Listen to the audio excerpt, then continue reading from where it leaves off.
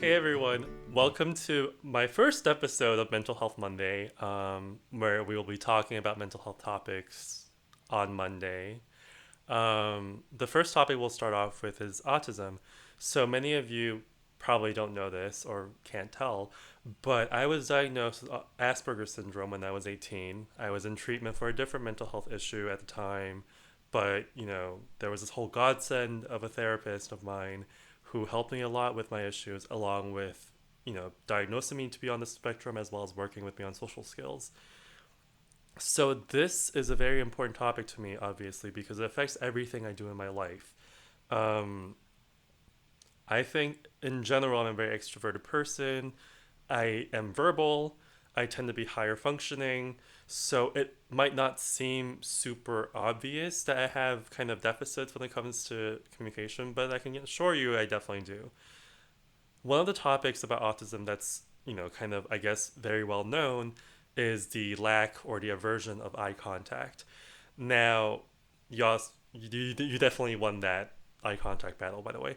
Um, the reason why eye contact is so hard for people on the spectrum is, and I'm saying this personally, so I don't speak for everyone on the spectrum and everyone in the community, but personally, this is how I feel. It's very just unnatural and very unnerving. Um, Multiple things. So the first thing is if you're looking at someone while they're talking to you, it kind of feels like you're staring them down. Like I don't know what the appropriate amount of eye contact is. Like half of the time I feel like I'm just like doing this and staring people straight in the soul and it makes them uncomfortable, which makes me uncomfortable. It's really funny actually. The other thing is like how long are you actually supposed to maintain eye contact or retain this with someone? I mean like is this whole idea of like a 3 second rule. You look at someone for 3 seconds and then you look away. You look literally anywhere else besides straight ahead. And if you do it every 3 seconds, and my very autistic brain literally counts down by the microsecond, like, okay, you need to like not look anymore. Um, that quickly becomes either like this headbanging thing, or it's just I don't know, like maybe you're under the influence. Anyway, not natural, very weird to do. I don't know why it's a nonverbal thing that people do. I understand in westernized societies it is seen as a respect thing. It is seen as you're trying to, maintain attention and you're focused on what this person's telling you. I understand that, and that's why I obviously had training for it. Sounds kind of weird. It's like a normal human thing to have eye contact, but So nowadays, all I do is just stare people down and make them uncomfortable, and if they look away, it's not my fault anymore. Another reason is I feel like half of the time my emotions betray my thoughts. So, what I mean by this is sometimes, let's say I'm really happy. I might be scowling, I might be angry, I might be looking like I'm about to like murder someone.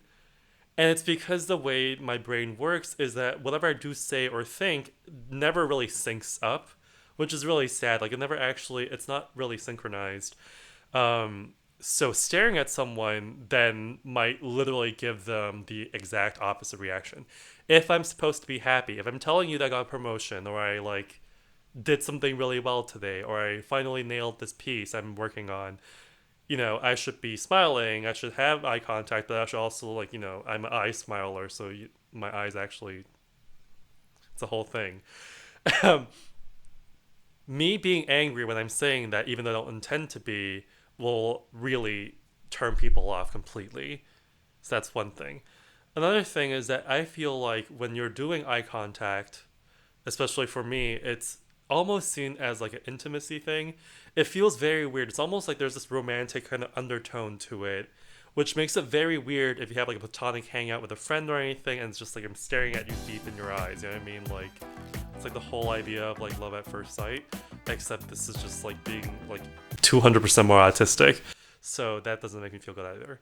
And lastly, I mean, I feel like if it's not already like very obviously blatantly clear, it's very difficult for me to maintain eye contact because it viscerally makes me feel uncomfortable. There's this like physical feeling of like, ooh, like I really don't want to do this. Um, I imagine like if you're being like bear hugged by like those like spongy spiky thingies like those stress balls, it's like that. So it's like a weird, like I don't know why that's my example or metaphor, but that's just what it is. Very uncomfortable. um Anyway, I posted some links to literally show you guys how this is a well-known issue. I feel like there are literally books written on why eye contact is so difficult. It is a concept that, very little people have defined to a point where I feel like it's doing it justice.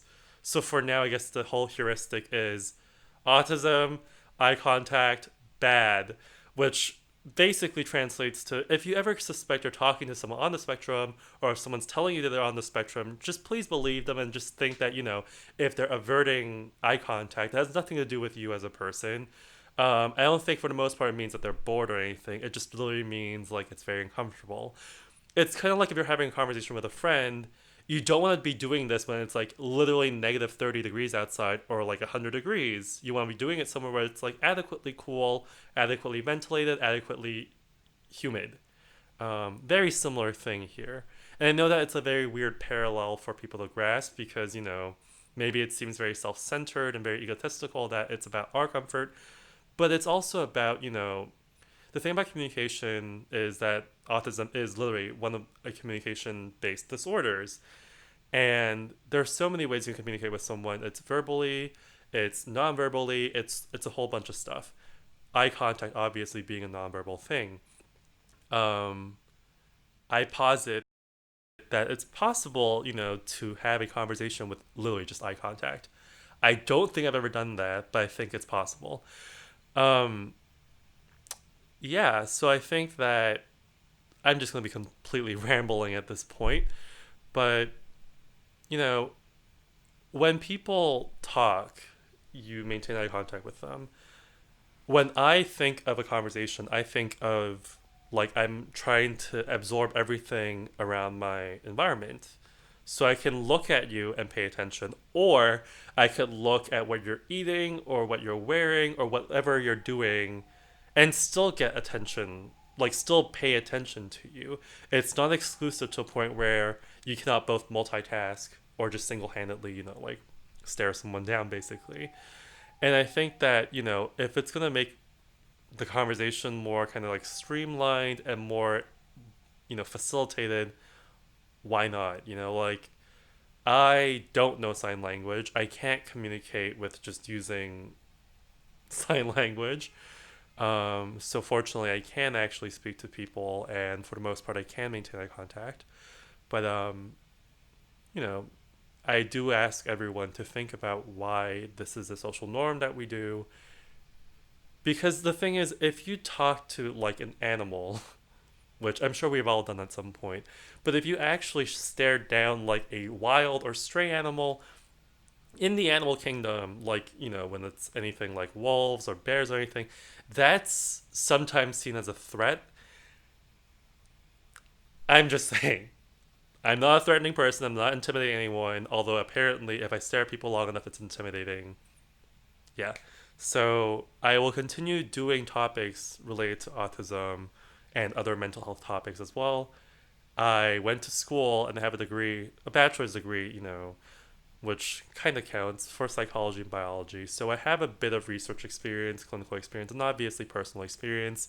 But again, this is all what I think. Like there are as many autistic people, as many autistic perspectives as there are people who are on the spectrum. So thank you guys for tuning in.